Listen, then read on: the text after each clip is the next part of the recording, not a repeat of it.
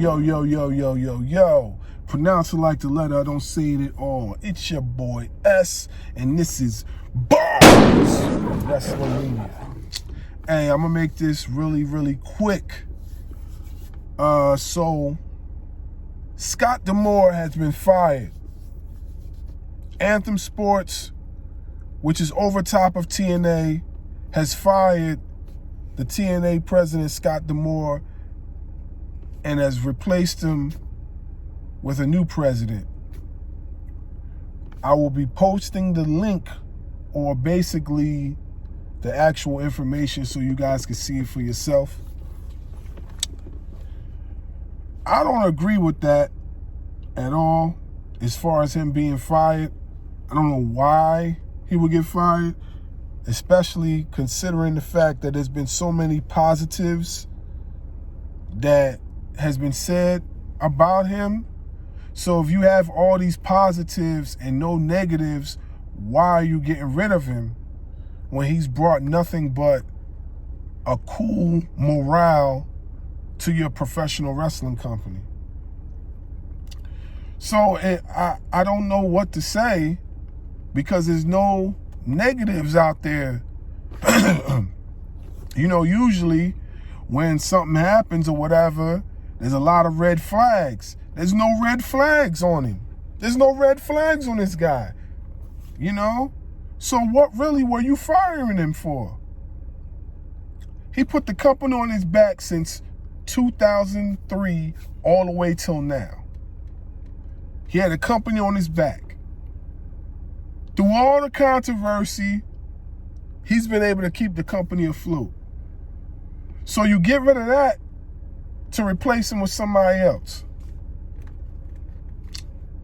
Mind you, this is affecting the wrestlers too, because Moose just posted something, and I'm pretty sure there's others, but Moose has caught my attention the most because Moose just had an interview on a Chris Van Leet, and he basically described the relationship that he has with Scott D'Amore. So your champion is disgruntled over the issues. The last thing you want to do is disrupt the champion's peace, because if you're disrupting the champion's peace, then everybody else's peace is going to be disrupted.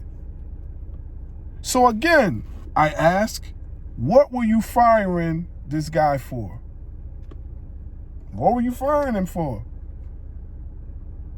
And the only thing I came to assumption was they felt that maybe that, they don't want TNA to be like all about Scott D'Amore. But it hasn't been all about Scott D'Amore. He's basically put himself out there to make sure the company is noticed. He's used his connections, his plugins, and whatever he had to do to make sure the company is noticed. Which means that there's other ulterior motives implanted in there that we just haven't heard yet. And one of the motives that I believe is that now that the two top companies are going tit for tat, they want to insert TNA in the mix, which I think is a bad idea. If that's what they're doing, it's a bad idea. Because one of the reasons why people liked TNA so much was they didn't involve themselves in those petty altercations that the two top companies were having with one another. They never involved themselves in those things.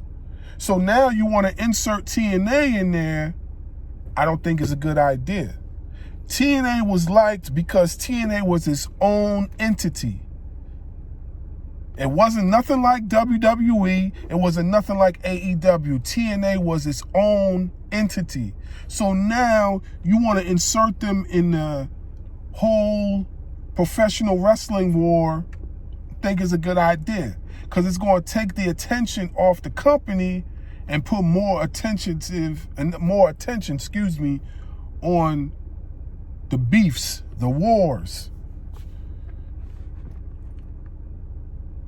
And the only positive that I could see out of it was that it could make for better competition, better matches.